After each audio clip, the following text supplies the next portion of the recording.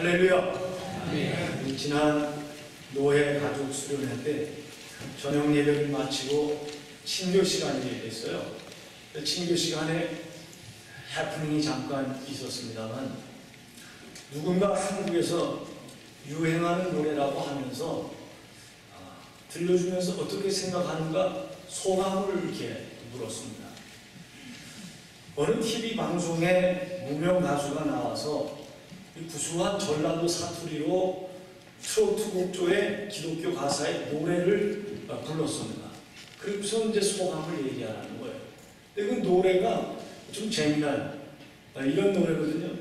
아따 참말이여 믿을 수 없겠는데 하나님 인간이 되셔 이 땅에 오셨다고 아따 참말이여 믿을 수 없겠는데 뭐 이런 거예요.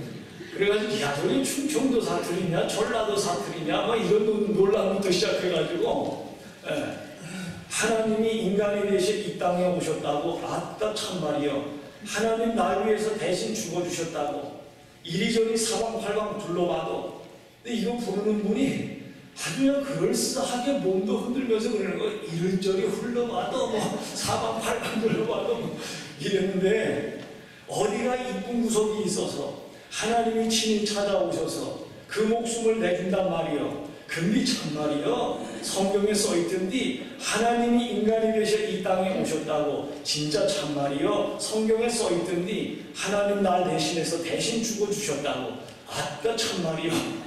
야 보니까 그 참말이요라는 말이요. 믿보다 이 말이요. 그 말하고 성경은 똑같은 말이에요. 그걸 가지고 박사학위를 받은 사람이 있더라고요. 믿보다 이 말이야를 연구해가지고 박사학위를 받은 네덜란드 신학자가 있어요. 그래가지고 우리나라 백석대학교가 갑자기 이렇게 붕 뜨는 아주 좋은 대학교인데 그 백석대학교의 총장이 유호준 박사인데 그분이 아주 이 노래를 아주 그냥 뭐라 그럴까요? 극찬을 하면서 예배 대중 찬양으로는 좀 안 맞지만 그 가사는 참 대단한 발상이다. 이 논란은 이 노래를 교회에서 불러도 되느냐 안 되느냐 하는 것입니다. 어떤 사모는 출석교회에서 이 노래를 부른다면 자기는 그 교회 안 나갈 거다. 이렇게 강경론을 펴는 분도 있었고 가사는 괜찮은데 문제될까 하는 편도 있었습니다. 가사에 관한 문제가 없는데 가사를 꽁짝 트로트에 맞춘 것이 이게 이제 논란이 되는 거죠. 가수가 목사님인데 성경적 가사에 세상의 옷을 입혀 전도하고자 한 흔적에 공감을 할 수가 있습니다. 이 노래에 이중성이라고 할 수가 있죠. 교회에도 이중성이 있습니다. 교회의 정체에 이중성이 있는데 어떤 사람은 이런 말을 했어요. 영국의 윌리엄 템플이라고 하는 신학자는 교회는 세상에서 유일하게 비회원들의 유익을 위해 존재하는 협동사회다. 이런 말을 했습니다만 성경은 어떻게 우리에게 교회에 대해서 가르치고 있는가? 오늘 본문을 보면 크리스찬을 택하신 족속, 왕같은 제사장, 거룩한 나라 그리고 하나님의 소유된 백성으로 부르고 있지 않습니까? 족속과 백성은 특권에 해당하는 거예요. 제사장과 나라는 직무를 가리키는 말입니다. 교회는 예배를 드리는 제사장인 동시에 하나님을 선포하는 나라 공동체예요. 그러나 오늘 본문에 보면 교회의 정체가 예배 공동체이면서 또 세상을 향해서는 하나님을 선포하는 선교 공동체다. 교회는 예배를 드리는 예배 공동체이면서 동시에 세상을 향해서 세상에 흩어져 나가서 할 때는 이 선교를 하는 선교 공동체로 존재하는 게 교회다라는 것이죠. 이것이 교회의 이중 정체성입니다. 우리는 세상에서 부름을 받아서 하나님을 예배하고 있지 않습니까? 세상에 수많은 사람들이 있는데 그 중에서 정말 천에 하나 만에 하나 뽑혀가지고 저와 여러분이 이 자리에 나와서 하나님을 찬송하고 예배하고 있지 않습니까? 그리고서 이것으로 끝나는 것이 아니라 이제 세상에 나아가서 우리가 부름받은 세상으로 나아가서 그곳에 그곳으로 사실 우리가 나가는 것이 아니라 하나님께서 우리를 다시 보내시는 것이죠. 그렇게 해서 그곳에서 하나님을 선포하는 겁니다. 하나님의 덕을 선포하는 거예요. 찬양하는 것입니다. 이것이 선교이다 하는 것입니다. 지난 7월 30일과 8월 3일에요. 인디애나 사우스 이스턴 그리스도 교회 그리고 노스캐롤라이나 갈보리 교회에서 수백 명의 성도들이 모여서 특별 기도회를 했습니다. 그 특별 기도회의 목적은 그들 교회가 파송했던 이 켄트 브랜틀리 그리고 낸시 라이볼이라고 하는 의료 선교사, 라이베리아에서 의료 선교사로 사역을 하다가 에볼라에 걸려가지고 여기 들어온 사람들 아닙니까? 그때 도널드 트럼프는 그들의 입국을 반대하는 그런 말을 트위터에 올리기도 하고 그랬죠. 그런데 믿는 사람들은 그들을 위해서 회복시켜달라고 간절히 모여서 2번이나 기도를 했습니다. 지난 주 중에 그들이 건강한 몸으로 퇴원했어요. 참 믿기지 않는 일이지 않습니까? 그것이 어디에 있습니까? 그들이 교회에서 예배를 드리고 그리고 다시 보냄을 받은 세상에서 일하다가 병에 들었는데 병 걸렸는데 그런 사람을 오지 말라고 그렇게 한다는 것은 말이 안 되는 거죠. 그러나 우리 믿는 사람들은 그것을 알기 때문에 그들을 위해서 특별히 모여서 2차례나 그렇게 기도를 하고 그 기도를 하나님께서 응답해 주셔서 지난주 중에 차례대로 건강을 회복해서 한 분은 40세고 한 사람은 60세인데 참 이렇게 개운한 모습을 보게 될 때 아 정말 멋있다. 네. 감사하다. 목회는 예배와 선교의 균형을 맞추는 것이 목회입니다. 택하신 족속이 무슨 뜻인가? 9절 상반절에 보시면요. 그러나 너희는 택하신 족속이요. 그러나 너희는 택하신 족속이요. 이 족속이라고 하는 말은 혈통을 말하는 거거든요. 그렇지 않아요? tribe. 네. 요거는 종족. 요것은 어떤 혈통에 의해서 규정되는 것을 말하는데 당시에도 어떤 혈통이냐를 놓고 자랑했습니다. 유대인은 자랑이 뭐겠어요? 아브라함의 자손, 약속의 자손이라는 것을 자랑했습니다. 헬라인은요, 지식과 교양에 대해서 자랑을 했어요. 로마 사람들은요, 지배의식에 대해서 자랑을 했습니다. 그렇지만 그리스도 안에서 유대인이나 이방인이나 차이가 없습니다. 예수 안에서 예수 혈통, 하나님의 자녀가 되기 때문에 예수 안에서는 유대인이나 이방인이나 비유대인이나 뭐 차별이 없어요. 그래서 요한복음 1장 12절에도 보니까 영접하는 자, 곧 그 이름을 믿는 자들에게는 하나님의 자녀가 되는 권세를 주셨으니 이 말씀이 상당히 중요한 말씀이에요. 왜냐하면 혹간에 어떤 사람은 이 영접하는 것과 믿는 것을 구별하는 사람이 있어요. 믿는 것만으로는 안 된다. 영접을 해야 된다. 그래서 소위 예수 재영접서를 주장한 그런 이단이 있습니다.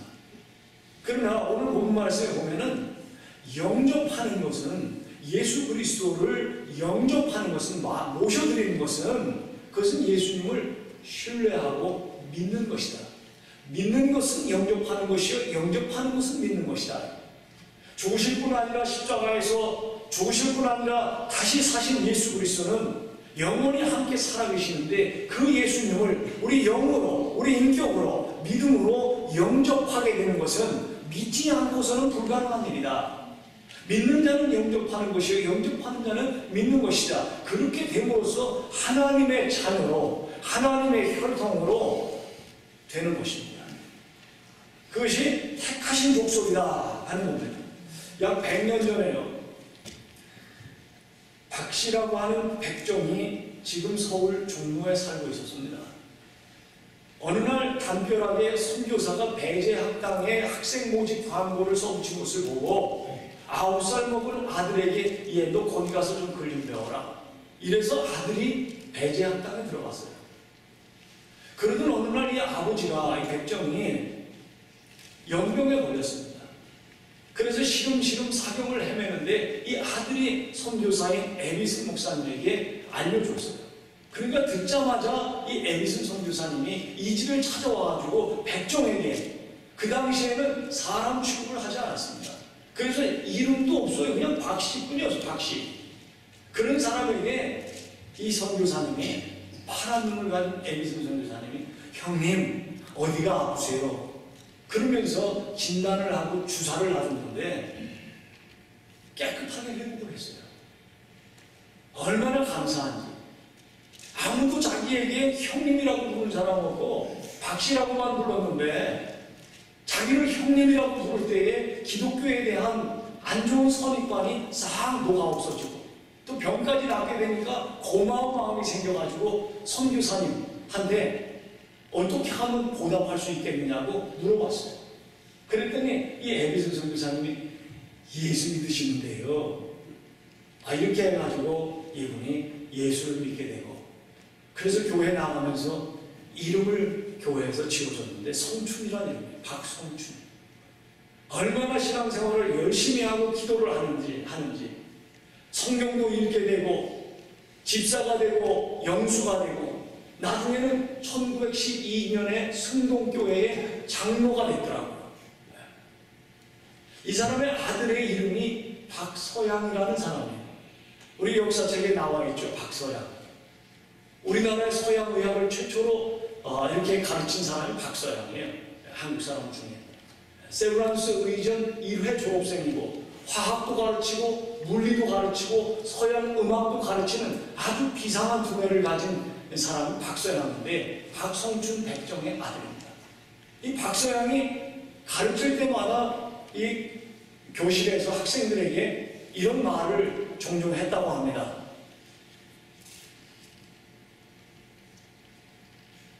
내 속에는 500년 내려오는 백정의 피가 흐르지만 그러나 내 속에 예수의 복음의 피가 흐른다. 나에게서 흐르는 복음의 피를 보고 수학도 배우고 물리도 음악도 배우라. 그랬다는 거예요. 백종의 피가 흐르고 있었지만 예수의 피가 흐르는 바람에 내가 너희들에게 가르칠 수 있게 되었으니 나를 보고 예수를 보고 음악도 배우고 물리도 배우고 화학도 배우라고 그렇게 했다는 거예요. 예수의 피가 죄를 속한다. 그 어떤 피도 우리의 죄 문제를 상관할 수가 없는데 그리스도의 피, 무죄하시고 의로우신 하나님의 피만이 우리의 죄를 덮어줄 수가 있고 우리의 죄를 용서할 수가 있고 그 죄값을 치워줄 수가 있어요. 여러분은 자기를 위하여 또는 온 양떼를 위하여 산다. 성령이 그들 가운데 여러분을 감독자로 삼고 하나님이 자기 피로 사신 교회를 보살피게 하셨느니라 그랬습니다. 여기 사다 하는 말이 폴처스라는 말로 되어 있거든요. 폴처스. 폴처스라는 말은 뭡니까? 대가를 지불하지 않고서는 할 수 없는 게 폴처스예요. 그런데 하나님이 사시기 위해서 무슨 대가를 치르셨는가? 자기 피로 사셨다. 자기 피로. 독생자 예수 그리스도의 생명의 피를 값주고 그리고 우리를 사셨다. 교회가 위대한 것은 사람들 때문이 아니라 하나님의 지불하신 생명의 피값 때문에 교회가 위대하고 교회는 여전히 생명의 역사가 있고 교회를 통해서 세상이 뭐라 하든지 간에 교회를 통해서 하나님의 복음이 선포되고 교회를 통해서 하나님의 영적인 축복이 세상을 향해서 흘러나가는데 언제까지 그 일이 이루어지느냐? 예수 그리스도께서 다시 오실 때까지. 그러므로 사랑하는 성도 여러분들이요, 저와 여러분에게 언젠가 이 세상의 종말이 올 텐데 그 세상의 마지막 날까지 이 믿음을 갖는다고 한다면 우리를 부르시는 하나님을 바라보면서 기쁨으로 아멘하면서 입송할 수 있을 것이요, 이 사실을 알지 못하고 세상 가운데 영원히 살 것처럼 하나님의 이 교회의 의미를 알지 못하고 산다면 우리는 죽을 것이 없는 것처럼 살 것입니다. 그러다가 우물쭈물하다가 그런 날이 오게 된다면 어떻게 할 것이냐 하는 것이죠. 출애굽기 19장 5절 6절 상반절에 보니까 세계가 다 내게 속하였나니 너희가 내 말을 잘 듣고 내 언약을 지키면 너희는 모든 민족 중에서 내 소유가 되겠고 너희가 내게 대하여 제사장 나라가 되며 거룩한 백성이 되리라 그랬어요. 자, 잘 보세요. 내 소유, 제사장, 거룩한 백성이 되리라는 것, 이 하나님의 약속이 어디서 이루어졌어요? 교회에서 이루어진 거예요. 이 하나님의 이 카비넌트, 이 하나님의 이 언약이 어디에서 이루어졌는가? 참 이스라엘이 왜 교회가 됐는가? 이스라엘이 하나님의 약속을 지키지 못했기 때문에 그래요. 하나님은 약속을 지키고자 했는데 이스라엘이 하나님의 계명을 떠남으로 인해서 교회가 참 이스라엘로 하나님께서 인쳐주신 것입니다. 교회가 참 이스라엘이 된 것은 하나님의 목적을 위해 사용되고 있기 때문에 교회를 참 이스라엘이라고 말하고, 아브라함의 자손이 다 아브라함의 자손이 아니라 약속의 자녀라야 아브라함의 자손이라고 말했고, 표면적 할례가 진짜 할례가 아니라 이면적 할례, 영의 할례, 내면적 할례가 진짜 할례라고 성경은 우리에게 가르쳐주고 있습니다. 하나님이 택하신 족속이다. 나는 예수의 혈통이다. 나는 하나님의 혈통이다. 이 자부심을 가지고 하나님의 약속을 의지해서 살아가는 저와 여러분 되시기를 주님의 이름으로 축원합니다. 우리 한번 해보겠습니다. 나는 예수 혈통이야. 하나님의 혈통이에요. 이 왕같은 제사장이라고 하는 말은 무슨 뜻입니까? 9절 중반절에 보니까 왕같은 제사장들이다 그랬는데요. 왜 왕같은 제사장이라고 할까? 이 왕이신 하나님 나라에서 예배를 드리고 그 나라와 세상의 중보자이기 때문에 왕같은 제사장입니다. 하나님 앞에 담대히 나아갈 수 있는 특권을 입은 것이 왕같은 제사장이에요. 단순히 혈통으로 끝나는 것이 아니라 그 혈통에게 사명을 주셨는데 그 사명이 뭐냐? 제사장의 사명이에요. 이 제사장의 특권이 뭡니까? 왕 앞에 나아갈 수 있다고 하는 것이, 왕의 손을 잡을 수 있다고 하는 것이, 이것이 제사장의 특권이에요. 그래서 히브리서 4장 16절에 보니까, 우리 히브리서 4장 16절 다 같이 읽습니다. 시작. 그러므로 우리는 긍휼하심을 받고 때를 따라 돕는 은혜를 얻기 위하여 은혜의 보좌 앞에 담대히 나아갈 것이니라. 참 얼마나 저는 이 말씀 읽을 때마다 힘이 나요. 너무 감사하다. 담대히 나아갈 수 있는데, 하나님의 은혜의 보좌 앞에 담대히 나아갈 수 있는데 내가 왜 이러고 있지? 얼마나 감사합니까? 왕같은 제사장으로 삼으셔가지고 저와 여러분이 하나님의 은혜의 보좌 앞에 담대하게, 뭐 쭈삣쭈삣 나가는 것이 아니라, 우물쭈물 나가는 게 아니라 담대하게 자신있게 그렇게 나아갈 수 있게 해주셨는데 얼마나 감사합니까? 아멘이세요? 어떤 어려움이 있으세요? 어떤 망설임이 있습니까? 어떤 의심이 있으세요? 하나님이 이루신 것을 보시고 하나님이 하신 것을 보시고 하나님의 은혜의 보좌 앞에 담대히 나가시는 여러분 되시기를 주님의 이름으로 축원합니다. 왕 앞에 나아가는 특권을 인정받은 것은 그 자신의 목숨을 포함한 그 자신의 모든 것, 사업이나 가정이 다 하나님의 것이라는 것을 인정한다는 뜻이 되는 거 아니겠어요? 왕 앞에 나아간다, 이렇게 인정받은 것은 자신의 목숨을 포함한 그 자신의 모든 것, 가정이든지 사업이든지 목숨을 포함해서 이 모든 것이 내 것이 아니고 하나님의 것이라는 것을 인정한다는 뜻이 아닙니까? 그러므로 다른 데 마음을 줄 수가 있겠어요? 나의 모든 것인데, 내 사람 전부인데 마음을 어떻게 다른 데 줄 수가 있겠느냐 하는 것이죠. 하나님께만 드릴 수가 있습니다. 예수 그리스도는 왕이요 제사장이십니다. 따라서 예수 믿는 사람도 왕같은 제사장의 특권을 부여받은 것이죠. 그래서 제사장은 광야에서도 찬송하고 실패와 시련 속에서도 찬송하고, 왜? 하나님의 약속이 있기 때문에 그리고 나를 제사장 삼아 주셨기 때문에, 하나님의 혈통 삼아 주신 것을 내가 알기 때문에 실패 가운데서도 광야를 걸어가면서도 찬송하고 한밤중에도 찬송하는 것이 왕같은 제사장이 아닙니까? 이 카네기가 사업에 실패하고 좌절하고 낙심하는 중에 자신에게 6가지 질문을 던져보았다고 해요. 그 6가지 질문이란: 나는 건강을 잃었는가? 나의 아내가 나를 버리고 도망갔는가? 나는 직업을 잃었는가? 나의 자녀들이 탈선해서 감옥에 있는가? 내게는 한 푼의 돈도 없는가? 갈 곳이 없고 집이 없는가? 이 6가지 질문을 스스로 던졌는데 하나같이 아니다. 그렇다면 나는 감사하다. 이 복을 주신 하나님께 감사하다. 이러면서 다시 일어났다는 거예요. 교회는 예배 공동체입니다. 광야를 걸어가는 제사장들이 모여서 예배하는 공동체예요. 그리고 예배하고는 세상으로 다시 보냄을 받는 것이죠. 그래서 선교 공동체입니다. 9절 하반절에 보니까 거룩한 나라요 그의 소유가 된 백성이니 그랬어요. 나라는 공동체 아닙니까? 커다란 공동체. 거룩하다고 하는 것은 구별되다 하는 뜻이죠. 그러니까 교회는 구별된 공동체다, 그렇게 말할 수 있죠. 백성은 그 공동체에 몸담고 있는 사람, 하나님의 소유가 된 사람, 하나님의 특별한 소유가 하나님의 백성이에요. 여러분, 2010년에 뉴욕 크리스티 경매장에서요, 피카소의 그림 하나가 9분 만에 8명이 경합을 벌이다가 9분 만에 1억 650만 달러에 팔렸어요. 야, 그건 믿어지지 않죠? 그 그림이 궁금해갖고 제가 찾아봤더니 자기의 정부를 그린 거예요.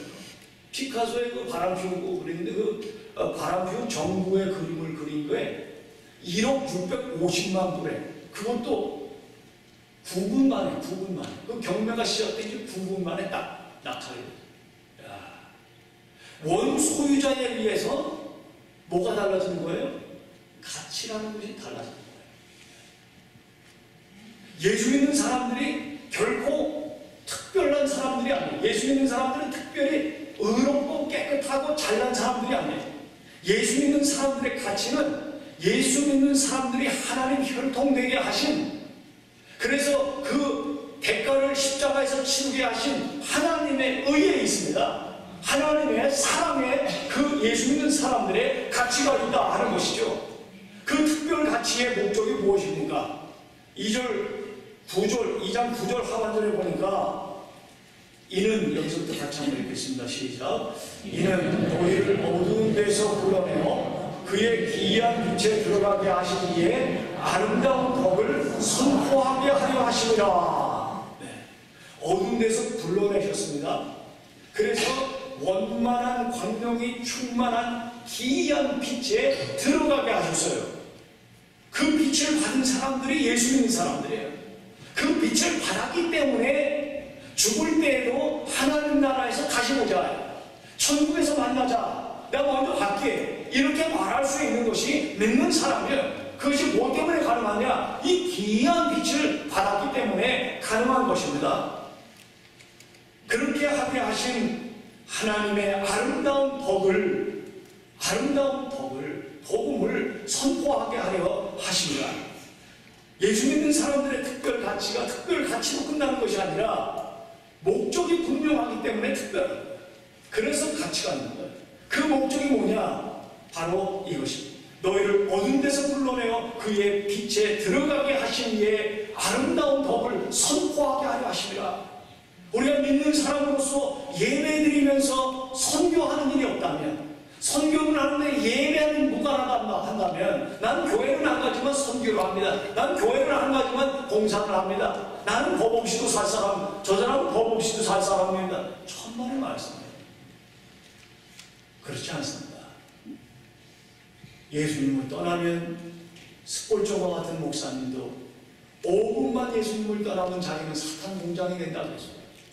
동감할 수밖에 없어요. 저 역시도 마찬가지예요. 예수를 떠나서는 삶의 의미와 목적을 저는 가능한데 찾을 수가 없고 그런 의미와 목적을 가지고 살 수도 없습니다. 저는 분명히 제 개인의 인생 속에서 그것을 체험을 했습니다. 하나님 찬양을 널리 전파하는 것이 증거요 복음 전파입니다. 우주적인 이러한 사명을, 우주적 교회의 이런 사명을 모든 기업 교회에 맡겨서 위임을 하나님께서 해주셨어요. 그것을 우리가 받았기 때문에 믿음으로 하나님의 말씀을 바탕으로 성령의 불기둥의 인도를 따라서 우리가 감당하고 있는 것입니다. 이것을 포기한다고 한다면 우리는 그냥 소셜 클럽에 지나지 않습니다.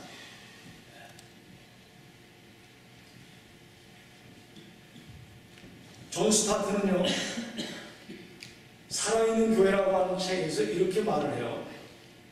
만일 우리가 하나님의 무한한 가치를 인정하고 경모하면서 진정으로 그분을 예배한다면 우리는 다른 사람들 역시 그분을 경배할 수 있도록 그들에게 그분을 알리지 않을 수 없다.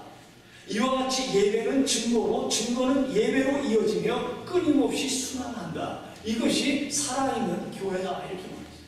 얼마나 합당한 말입니까? 조던 스미스라고 하는 사람이요, 출장을 갔다가 노스캐롤라이나에서 아침 식사를 했는데 그리고 값을 계산했어요. 그래서 계산서를 보니까 15% 팁을 붙인 게 아니라 15%를 깎아줬어요. 이거 이상하다. 그 밑에 보니까 공공장소에서 당신이 기도했기 때문에 15%를 깎았다. 이렇게 써있는 거예요. 그러니까 이 주인이 예수 믿는 사람이에요. 예. 그분이 보니까 쉐이마 블레이락이라고 하는 이 식당 주인이 자기 사업을 그렇게 한다. 자기의 그 믿음을 사업에 반영한 거예요. 그 소금과 빛처럼 사는 거 아닙니까? 자기 깜짝 놀랐다. 먹고 그만인데 난 당연히 냈는데 깎아줬다. 그 선물이네, 은혜라는 거예요. 그게 기도했다고. 그 사람은 이 식당 주인 쉐이마 블레이락이라고 하는 사람은 단순히 사업가가 아니라 세상 속에 있는 사업 선교사예요. 하나님께서 이 사람은 주일이면 예배 나오죠. 예배 공동체에 나와서 하나님께 예배를 드리고 세상으로 다시 보냄을 받아서는 세상에서 선교사로 사는 것입니다. 예수님은 세상으로 보냄받으신 것처럼 교회를 세상으로 보내셨습니다. 그래서 요한복음 20장 21절에서 같이 한번 읽겠습니다. 시작. 아버지께서 나를 보내신 것 같이 나도 너희를 보내노라. 교회를 보내노라. 교회의 사도성이라고 합니다. 교회의 사도성이 있어요. 사도라고 하는 것은 보냄을 받은 자라는 뜻이거든요. 교회가 이 사도성을 잊어버린다고 한다면 교회처럼 잘못된 집단이 정말 잘못되기 쉬운 집단이 없습니다. 정말 잘못되기 쉬워요. 그런데 잘못되지 않는 것, 잘못되는 것을 방지하는 길이 뭐냐 하면 예배를 드리고는 그 예배를 세상에서 드리는 예배로 바꾸는 선교 활동을 통해서 이것을 할 수가 있다. 이것이 교회의 이중성이다 하는 겁니다. 따라서 교회는 세상에서 물러나서 전도와 선교를 포기해서도 안 되고 세상에 동화되어서 예배를 가볍게 여겨서도 안 되는 것이죠.